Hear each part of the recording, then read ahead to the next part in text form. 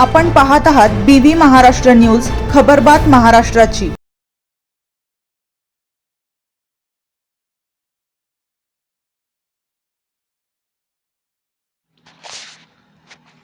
Inner wheel club of apex सटाणातर्फे तंबाखू व्यसनमुक्ती जनजागृती मोहीम।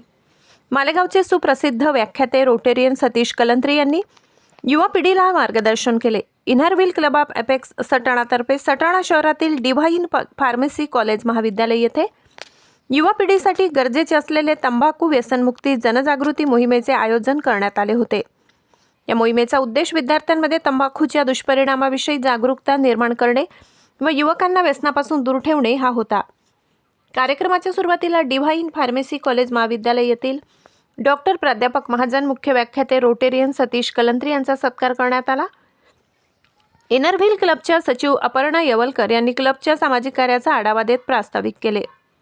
त्यानंतर मुख्य व्याख्याते सतीश कलंत्री यांनी तंबाखू सेवनामुळे होणारे कर्करोग, फुफ्फुसांचे आजार यांविषयी सविस्तर असे मार्गदर्शन केले व तंबाखू सेवन न करण्याची शपथही घेण्यात आली। कार्यक्रमाच्या शेवटी डिव्हाइन फार्मसी कॉलेजचे प्राध्यापक डॉक्टर सुनील महाजन, इनर व्हीलच्या अध्यक्षा वंदना भांबरे यांनीही आपले मनोगत व्यक्त केले। कार्यक्रमाला विद्यार्थी, शिक्षक यांची मोठ्या संख्येने उपस्थिती होती।